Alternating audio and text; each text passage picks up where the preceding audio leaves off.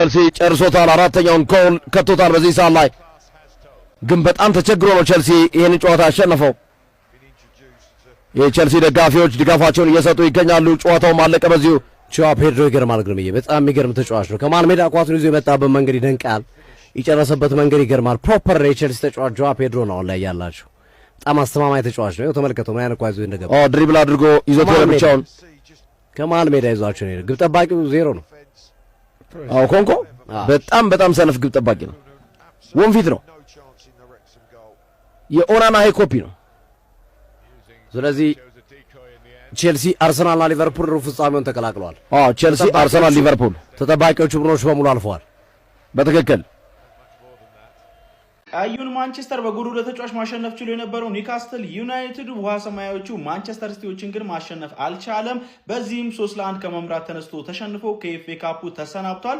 በኤፍኤ ካፑ አምስተኛ ዙር ጨዋታ ማንቸስተር ሲቲ ሴንት ጄምስ ፓርክ ድረስ በመጓዝ ኒውካስትል ዩናይትድ እንግዲህ ከመምራት ተነስቶ ነው 3-1 ማሸነፍ የቻለው። በዚህ ጨዋታ ላይ ሲቲዎች የመጀመሪያዎቹን 20 ደቂቃዎች ብልጫ ተወስዶባቸው ነበር በኒውካስትሎች። በዚህም 18ኛው ደቂቃ ላይ ሃርቪ ባርነስ በጣም አስደናቂ ጎል አስቆጥሮ ኒውካስትልን ቀዳሚ ማድረግ ችሎ ነበረ። 1-0 ሲመሩ ቆይተው ነበረ። ነገር ግን 39ኛው ደቂቃ ላይ ሳቪኒዮ ማንቸስተር ሲቲዎችን አቻ ማድረግ ቻለ። ከዛ በድጋሚ ማንቸስተር ሲቲዎች በኡማር ማርሙሽ አማካኝነት 47ኛውና 65ኛው ደቂቃ ላይ አከታትለው ሁለት ጎሎችን በማስቆጠር ጨዋታውን 3-1 በሆነ ውጤት ማሸነፍ ችሏል። የማርሙሽ ሶስተኛ ጎሉ በጣም አስደናቂ ነበረ። በዚህ ጨዋታ ላይ የፔፕ ሪአክሽኖች በጣም ነበር ሲያዝናኑኝ የነበረው። በጣም ነበር ሪአክት ሲያደርግ የነበረው ለእያንዳንዱ ሞመንቶች ማለት ነው። ከዛ በኋላ ግን ጎል ከተቆጠረባቸው በኋላ ካምባኩን ሲቲዎች ሲያደርጉ በጣም የተለየ የበላይነት ወስደው ነበር። በጨዋታው ላይ የተመለከትናቸው የተሻለውን ቡድን ነበሩ። ውጤቱም ይገባቸዋል ማለት ይቻላል። ማንቸስተር ሲቲዎች እንግዲህ በኤፍኤ ካፕ ወደ ሩብ ፍጻሜው መቀላቀላቸውን የቻሉ ሌላኛው ቡድን መሆን ችሏል ማለት ነው። ለማንኛውም እናንተ ስለዚህ ጨዋታ ምትላላችሁ ሀሳባችሁን አጋሩኝ። የፕላስ ምልክቱ መጫ እንዳትረሱ። 6 ተጫዋቾች ላይ ነው ሬት ማረገው፣ ምክንያቱም ለየት ያለ ሬቲንግ ነው ይሄ በጣም ስለሚያናድድ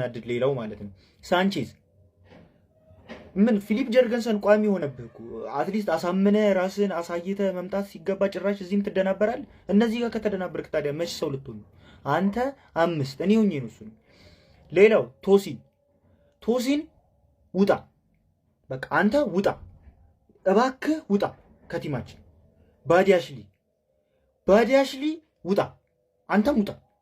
በቃ ጨረስን፣ ካንተም ጋር ጨረስን፣ ቶሲንንም ጨረስን። ውጣ፣ ምንም አጠቅሙንም ሁለታችሁ። ሳርንና አቼምፖን ግን ሬት አላረጋቸውም፣ ምክንያቱም መጥፎውን ነው ሬት የማደርገው። ስለዚህ እናንተን ሬት አላረጋችሁ። ሌላው ሬት የማደርገው ማንን ነው መሰላችሁ? ዴላፕ የሆነ እኮ አለህ እኮ የሆነ ነገር ግን በቃ ሁሌ አታሳየንም ነው። ለምን እንደሆነ አላውቅም። ዴላፕ 5 ሰጥቻለሁ፣ ምክንያቱም የመጀመሪያው ጎል የተቆጠረው በአንተ ምክንያት ነው። የምሬን ነው። እና 5 ሰጥቻለሁ። ጋርናቾ እየተቀየረ ነው። ባይዘው የጋርናቾ አንድ የተረዳሁትን ባህሪ ልንገራችሁ። ከጋርናቾ ጨዋታው ላይ ስፔስ ካለ ጋርናቾ የሆነ ነገር ያደርጋል። በቃ የሆነ ነገር መፍጠር ይችላል። ስፔስ ከሌለ ነው እሱ የማይችለው። ስፔስ ካገኘ የሆነ ነገር ይፈጥራል። የምሬን ነው። ይሄንን ደግሞ እንዳያረገኝ ቢሳካ ነው። አስተውላችሁት ከሆነ የዌስትሃም ጨዋታ ላይ ልጥፍ ብሎበት ነበር። ትንሽ እንኳን ስፔስ አልሰጠው። ስፔስ ካገኘ የሆነ ነገር ማድረግ ይችላል። ጋርናቾን እሱን አይቻለሁ። ስለዚህ ጋርናቾ 7 ተሰጣሉ ላንተ። ለጋርናቾ 7። ኔቶም ውጣ። ክረምት ላይ መሸጥ ያለባቸው ተጫዋቾች ናቸው። የምር ኔቶን 50 ምናምን እንሸጧለን፣ ባርሴሎና ይገዛናል እያለም ስለነበር እነሱን መሸጥ እንችላለን። ሌሎቹ አሪፍ ናቸው። ሊያም ሮዚነር ዛሬ 5 ተከላካይ ለምን እንዳስገባ አላቅም። ኔጌቲቭ 1000 ሰጥቻለሁ ላንተ። ለፒኤስጂ ጨዋታ እንደሆነ ይገባኛል፣ ግን በቃ እሺ ፈለው ልመነህ፣ በዚህ ትቀጥላለህ። ልመነህ አትጎዳኝም። አልያዝ እኮ አልከኝ እኮ። ኖቲንግሃም ፎረስት ባጠፋው ኒውካስትል ተቀጣ። አረ ማርሙሽ ሲነሳበት ይሄ ልጅ አረ ምን አይነት ጎል ነው ያገባው? ስኳድ ዴብስ እኮ አላችሁ። የሚገርም ቲም እኮ ነው ያላችሁ እኮ ማንሲቲዎች። ልጆቹ እኮ የሆነች ነገር መጫር ነው እኮ በቃ እኮ። በዚሁ ቀጥሉ። እሺ ፕሪሚየር ሊጉ ላይ ይሄ እንደምንም ትደርሳለህ ሴሚ ፋይናል። ፕሪሚየር ሊግ ላይ ፎከስ አድርግ። እሺ ልመነ ቅድም አልቋጠርባችሁም ስላችሁ መታችሁ ሽክሽክ አረላ። እኔ አይደብረኝም፣ ታውቃለህ አንተ ያለኝም ቦታ አይደብረኝም። በማለፍ ለኳርተር ፋይናል ልንገናኝ እንችላለን፣ ሴሚ ፋይናል ላይ ምናምን አይደብረኝም። ነገር ግን ይሄንን እስኪ ወስደ ፕሪሚየር ሊግ ላይ ተጠቅሞ በፈጠረ ከጦርነቱ ገላግለን እንዴ። እኛ እኮ በቃ እኮ ጸሎት ጀመርን እኮ ራሻና ምናምን እንዲገቡ እኮ እንመነ። እሺ የታላችሁ የቸልሲ ደጋፊዎች ምንድነው ቸልሲ ሲሆን ቁጥሩ የሚቀንሰው? ባይዘው በጣም ይገርመኛል። የአርሰናል ደጋፊ ሲሆን ይምዘገዘጋል። ቼልሲ ቀንሳል። ቼልሲ ለምን የት አላችሁ እስኪ ቼልሲዎች? የማንቸስተርም እንደዛው የማንቸስተርም እንደ አርሰናልና የማንቸስተር እኩል የአርሰናል ይበዛል። ቼልሲዎች የት አላችሁ? የት አላችሁ? እስኪ የት አለ? ሰብስክራይብ አድርጉት፣ ላይክ አድርጉት። ሲዲ አለን እያሉ ነው ቼልሲዎች አለን አሉ። አሁን መጡ። ላይክ ያድርጉት ሁሉም ላይክ የገቡት በሙሉ ላይክ ናችሁ። ቼልሲዎች ከየት ናችሁ? እስኪ ቼልሲዎች እንተዋወቃችሁ ዛሬ። ከየት ናችሁ ቼልሲዎች? እከሌ ነኝ ከዚህ ከነስማችሁና ከነአካባቢያችሁ። ግባ ይላል ጋርዲዮላ ይላል። ካምባክ ነው የሰራው ብራዘር፣ ደስ ነው ያለኝ።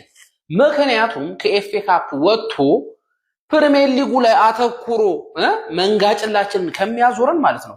እሷም በየሶስት ቀኑ ትጫወታለች፣ እረፍት የለም። እኩል ቶርናመንት ላይ እንጫወታታለን እንጂ ጋርዲዮላ ከዚህ ቢወጣ ማለት ነው ፕሪሚየር ሊጉ ላይ አያጅቦ ነው ይመጣል። እኔ ገና በ10 ተጫዋች ኒውካስትል ማለት ሜዳው ላይ ጠጣር ነው። በ10 ተጫዋች ዩናይትድን ያለመሸነፍ ጉዞውን ማለት ከካሪክ በኋላ ያለውን ጉዞ ገታ በ10 ተጫዋች ሲነሳበት ደግሞ በሜዳው በኖቲንጋም በወራጅ ቀጠና ቲም ደግሞ አቻ ይወጣል። ጋርዲዮላ ጭንቅላት ውስጥ ምንድነው ያለው? እንደው ከ60 ነጥብ አውፍ ትባላለህ። ምን አባህ ነው እንዴት ነው አስተሳሰብ የምትል ጥያቄ ያለችኝ ሲቲዝኖችና ሁላችሁ ለሎ ግን ኮፒ ሊንክ ማታረጉት ምንድነው? በዚህ ልክ የሚከብድ ኮፒ ሊንክ እኔ ምን አያልፍልህም እኮ መቼም አያልፍልህም። እንደ ዛሬ ተቃጥዬ አላቅም ልላልኩኝና ለካ ሲዝኑን ሙሉ ስቃጠል ነበረ። ረስቼው ግን ዛሬ ስነሳ ከእንቅልፌውላ ከሬክሳም ጋር ጨዋታ እንዳለ ረስቼ ሳስታውስ እንኳን በምንም ተአምር ከነዚህ ሻምፒዮንሺፕ ቲሞች ጋር 120 ደቂቃ አፋለጣለሁ ብዬ አላሰብኩም። እንዴት ነው ማንችለው? አንተ እንዴት ነው የበከተ ጨዋታ ውጤት ይዘን ወጣን። ሲቀጠቅጡን ነበር ነው ማለት ሲቀጠቅጡን ነበር። ባዲያሽሊ አድራቢዮዮ እግር ትበላል። እኔ ምን አባታችሁ የማሊያ ለብሶ እዚህ እየሰሩ እንደሆነ አላቅም። ወይ ዛንደር 80 ሊጫወቱ ገደልም ይግቡ ምን አገባኝ። ሬክሳም 100% በመጀመሪያ ቪዲዮ ብያለው ማሸነፍ ይገባቸው ነበር።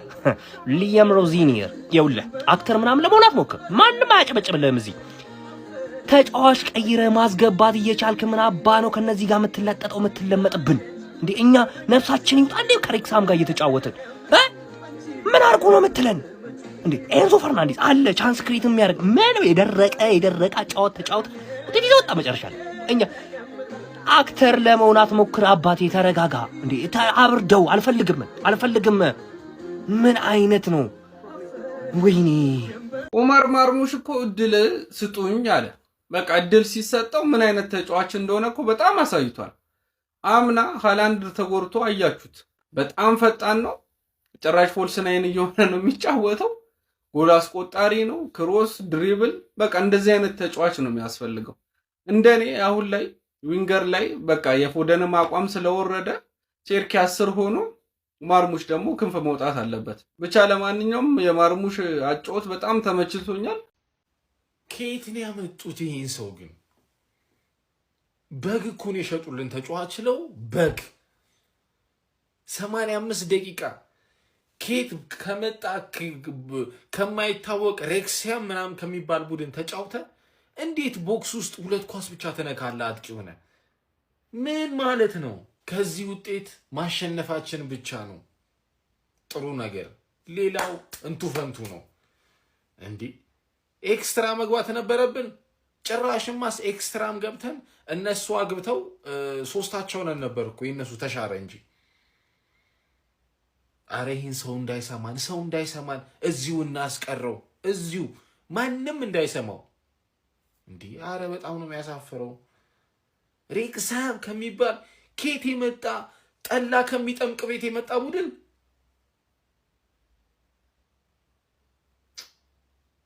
በጣም ያሳዝናል። በጣም ለማንኛውም ሮብ ዕለት በሻምፒዮንስ ሊግ ጨዋታ ከፔዤ ጋር ባለን ጨዋታ እንመለሳለን። መልካም ጨዋታ፣ መልካም አዳር። ጨዋታው አለቀ። ጋርዲዮላ ለአራት ዋንጫውንም ጋርዲዮላ ልክ እንደ አርሰናል የአራት ዋንጫ ተስፋ አላቸው። ፔፕ ጋርዲዮላ ኒውካስል ዩናይትድ በገዛ ሜዳው ሴንት ጄምስ ፓርክ ላይ ተሰናባች ሆኗል። ጋርዲዮላ ከኬረን ትሬፔ ጋር እያወራ ይገኛል። ኦማር ማርሙሽ 2 ጎሎችን አስቆጥሯል። ሳቪኒዮ 1 ጎል አግብቷል። ሃርቬ ባርነስ ለኒውካስል ዩናይትድ ቀድሞ ኳስና መረብን አገናኝቶ ኒውካስል ቢመራም በኋላ ላይ በተቆጠሩባቸው 3 ጎሎች ከሽንፈት ሳያመልጥ ቀርቷል። ኤፍኤ ካፕ ማንቸስተር ሲቲ ወደ ሩብ ፍጻሜ የተቀላቀለ ክለብ ሆኗል። ኦማር ማርሙሽ፣ ሳቪኒዮ የጎሎቹ ባለቤቶች ናቸው። ኦማር ማርሙሽ 2 ጎል ነው ያስቆጠረው። ኤዲ ሆውን እያየናቸው እንገኛለን። ተጫዋቹ እየተጨባበጡ ነው። ማቲያስ ኑኔዝ ነው ማን ኦፍ ዘ ማች መባል ያለበት። ጋርዲዮላ ወደ መልበሻ ክፍል እየገቡ ነው። ካሉት የፕሪሚየር ሊግ ቲሞች ሌላኛውን የፕሪሚየር ሊግ ከባድ ቲም ኒውካስትል ደርሶት ማን ሲቲ 3-1 አጋየው። አባቴ እኔ ማሙሽ የሚባለው ሰውዬ ምን አይነት ኳሶችን ነው ወደ በረኛ የሚልከው? ማን ዘግናኝ የሆኑ ኳሶች ዘግናኝ እንዴት ነው የሚመታቸው ኳሶቹን? ፔፕ ጋርዲዮላ እኔ የትኛውን ተጫዋች ከየትኛው ተጫዋች ጋር ቢያጣምር ጫውታው ላይ ውጤት እንደሚያመጣ ጫውታውን እንዴት እንደሚቆጣጠር የጫውታውን ቴምፖ የትኛው ተጫዋች እንደሚጠብቅለት ጠንቅቆ ያውቃል። በቃ ፕሩቭድ ማናጀር ስትሆን እንደዚህ ነው የምታደርገው። እኔ ሁሉ የሚያስገባቸው ተጫዋቾች እንዳለ ስክት አባቴ የራሱ ሜዳ ኒውካስትልን ሄዶ ድጋሚ እንካለው በቃ እንደለመደው ሰጠው። ወደ ቀጣይ ዙር ማለፉን ማን ሲቲ አረጋግጧል። ያው ከደረሰን ተጋጣሚ ይልቅ የማን ሲቲ በጣም ከባዱ ኒውካስትል ነበር የደረሰውና ግን ረጋ አድርጎ ልጥፍ ነው ያደረገው በቃ። እሺ ጀማው ተጠባቂ የነበረው የኤፍኤ ካፕ የዚህኛው ዙር ትልቁ ድልድል የነበረው ኒውካስትል ከማንቸስተር ሲቲ ነበረ ጀማው። ይህንን ጨዋታ ሲቲ በአግባቡ 3-1 በሆነ ውጤት ሙሉ ለሙሉ ዶሚኔት አድርጎ ይህንን ጨዋታ አሸንፎ መውጣት ችሏል። ፈርስት ሃፍ 1 እኩል በሆነ ውጤት ተጠናቋል። ሰከንድ ሃፍ ላይ ግን ገና ከመጀመሩ ማለት ነው ሁለተኛ ጎልና እንግዲህ ሶስተኛ ጎል አስቆጥረው ጨዋታውን አሳምነው ፍጹም የበላይ ሆኖ አሸንፈው ወጥተዋል። ሲቲ ፋንስ ኮንግራ ማለት ነው። በነገራችን ላይ ሲቲ ላይ እኔ እየቋጠርኩኝ አልነበረም፣ ግልጹን ስነግራችሁ ሲቲ ማለት ነው በፕሪሚየር ሊጉ የዋንጫ ፉክክር ሂደት ላይ ያለ ቡድን እስከሆነ ድረስ በእኔ ሀሳብ እያንዳንዱ ቶርናመንት ላይ እየተሳካለት እንዲሄድ እፈልጋለሁ። አይደለም በዚህ መድረክ ላይ ይቅርና በሻምፒዮንስ ሊግ ላይ ራሱ ተሳክቶለት አሸንፎ እንዲሄድ ነው የምፈልገው። ምክንያቱም እንደ ሲቲ አይነት ቡድን ከውድድሮች በጊዜ ከተሰናበተ ማለት ነው ኮንሰንትሬት አድርጎ ፕሪሚየር ሊጉ ላይ ይመጣብናል ጀማው። ስለሆነ ይሄ እንደባለፈው አይነት ነጥብ መጣል የሚለውን ነገር ላያጋጥመን ይችላል። ስለሆነ ይሄ ቡድን በኤፍኤ ካፕ በምንም ሲጫወት እኛ እያሸነፈን እስከቀጠልን ድረስ እሱም እያሸነፈ መቀጠል መቻል አለበት ጀማው። ሲቲ ፋንስ እንኳን ደስ አላችሁ። እንግዲህ ኤፍኤ ካፑን ሞቅ ደመቅ ሸብረቅ የምናደርገው ይሆናል። ይመቻችሁ። ግብ አናውጣው ሲቲ። እኔ ባይቶ የባርሳን ጨዋታ ነው ያየሁት፣ የሲቲ ጨዋታ እንዲህ ሃይላይት ምናምን ያየሁት። ይህን ጨዋታ ሲቲ ማሸነፉ ለፕሪሚየር ሊግ ጌሞች፣ ለፕሪሚየር ሊግ ለዋንጫ ፉክክር በጣም ወሳኝነት አለው። ምክንያቱም ከዚህ ጨዋታ ኒውካስትልን ሲያሸንፉ ኢነርጂ ነው የሚያገኙት፣ ትልቅ ኢነርጂ ነው የሚያገኙት ፋሚሊ። ይሄ ደግሞ ለሲቲ ትልቅ ነገር ነው። በዚህ የማሸነፍ ሜንታሊቲ ሲቲ ትልቅ ደረጃ ላይ ያው የማሸነፍ እንትኑን ተመልሶ ያመጣዋል፣ ይቀጥላል። ወያለዋ እንድጥል መጠበቅ ነው። በቃ ይሄ ነው የሚፈለገው። ሲቲ ትችላላችሁ። ደስ ብሎኛል። የአርሴ ቤተሰብ አንድ ነገር ማመን ያለብን ነገር ቢኖር ማለት ኒውካስትል የማን ሲቲ ገረድ እንደሆነ ማለት የለንደን ክለቦች ቶተናም እና ቸልሲ ለኛ ገረድ እንደሆኑት ማለት ኒውካስትል ለኛ ነው እንጂ ለማን ዩናይትድ ነው እንጂ ለሊቨርፑልና ለማን ሲቲ ብልቅጥ አድርጎ ማለት ነው ሴንት ጄምስ ፓርክ ምናምን ጉዳዩ ነው እንዴ ማን ካራባው ካፕ ደርሶ መልስ የለጠፋችሁ እንኳን መበቀል አትፈልጉም? እንዴት ነው ፕሪሚየር ሊግ ላይ ያሸነፋችሁ? ተሳስተው ነው። የዛኔ ማን ሲቲ አይችልም ነበር፣ ኒውካስል ችሎ ነው እንዳንል ማን ሲቲ አይችልም ነበር። ምክንያቱም ስኳድ ሮቴት አድርጎ ለጠፈው በሜዳው። አባቴ ፔፕ እኮ በቃ ይሄ ነው ሪስክ ማለት ገባህ አይደል? ከወደቅንም እንውደቅ። ተጫዋቾቹ የምትችሉ ከሆነ ስታርቲንግ 11 ውስጥ ቦታ የምትፈልጉ ከሆነ ዛሬ ኒውካስል ሴንት ጄምስ ፓርክ ላይ አሸንፋችሁ አሳዩኝ ብሎ ሮቴት። የዛኔ ባየር ሊቨርኩሰን ላይ ቻምፒየንስ ሊግ ላይ ትዝ ይላችኋል። ሮቴት አድርጎ ሲሸነፍ መታችሁ አበዳችሁ። እኔም አክሻ ለመናገር ፔፕ ጥፋት ነው። ምን ለውጥ አለው? ቶፕ 8 ውስጥ ጨረሰ። አሁንም ቻምፒየንስ ሊግ ውስጥ አለበት። ከዛ ተጫዋቾቹን አሳረፈበት። ሪስክ ማለት እንደዚህ ነው። ገባ? ስኳር ትችላለህ። ፔፕ ነው የሚል ትችላለህ። ማለፍህንም ወደነዋል። ገባ? ምክንያቱም መጫወት ስላለብህ እንደዚህ ሮቴት እያደረግ ከሆነ ግን እያጫወትካቸው ትቀጥላለህ። ማን በአራቱም ግንባር ነው የምንፋለመው። ምን አይነት የመጀመሪያው ጎል ግን ማን ለዶኩ ነው መሰጠት ያለበት፣ ለዶኩ። ምክንያቱም ሳቪኒዮ ቆሞ ነበርኩ፣ ዶኩ አጋሽቶት ገባ። ሳቪኒዮ ራሱ ሲንቀሳቀስ እኮ ኦልሬዲ ጎሉ ከገባ በኋላ የተንቀሳቀሰው ላማ ሳይታወቀው ነው የገባው። አጋሽቶት አገባው ብለን ዶኩ ይመዝገብለት። ተረዳኝ አይደለ? አሁን ድሮሽ ማን እንደሆነ ከባድ ድሮ ነው መድረስ ያለበት። አሁን የሚያለፋሽ ድሮ የምታሸንፊው ቸልሲ ድረስሽ ከዛ ደርሶ መልስ ትለጥፊያለሽ አድክሞሽ ማለት ነው። እሺ 3-1 በሆነ ውጤት አሸንፈናል ማለት ነው። አዲስ ነገር አለ። ማርሙሽና ኒውካስትል የተለመደ ውጤት ነው ያስመለከቱ ማለት ነው። ፎር ዊን ኒውካስትልን ብቻ ማለት ነው ዘንድሮ እና ያበደ ጨዋታ ነው። ቀጣይ ማድሪድ ነው ሮብ። ምን ሊፈጠር ይችላል ነው ችግሯን። እንደ ዛሬው አባክናለሁ ብላችሁ እንዳታስቡ። ኳስ የፈርስታፉን አናወራውም ማለት ነው። ማቲያስ ኑኔዝ 2 አሲስት። አንተ የሚገርም ጨዋታ እኮ ተጫወታችሁ። በቃ እነዚህ ቀደም ብላችሁ ተጫወቱ። ጨዋታውን በቃ አረጋግታችሁ መጫወት ነው። እኔ ስለ ኩሳኖቭ ማለት ነው በየቪዲዮ ሳላወራ ማለፍ አልችልም። በቃ በጣም አንደርሬትድ ተጫዋች ነው ልጁ። በጣም ነው የሚችለው። ገብቷል። ይችላል በጣም ምን ያህል እንደሚጠቅመን እኔ በደንብ ስለማየው ነው። ልጅ ለአባቱ ሲበቀል እንደዚህ ነው። አባትህን ለጥርጦብህማ። ለማንኛውም ማለፍ ጥሩ ነው። አልደበረኝም። ጋርዲዮላ ልክ እንደ አርሰናል የአራት ዋንጫ ተስፋ አላቸው። ፔፕ ጋርዲዮላ ኒውካስል ዩናይትድ በገዛ ሜዳው ሴንት ጄምስ ፓርክ ላይ ተሰናባች ሆኗል። ጋርዲዮላ ከኬረን ትሬፔ ጋር እያወራ ይገኛል። ኦማር ማርሙሽ 2 ጎሎችን አስቆጥሯል። ሳቪኒዮ 1 ጎል አግብቷል። ሃርቬ ባርነስ ለኒውካስል ሲቲ እንዲሸነፍ ቋጥራችሁ ነበረ የአርሰናል ደጋፊዎች፣ ግን አልተሸነፈም። ግጥሜን ሬት አርኩት ካስ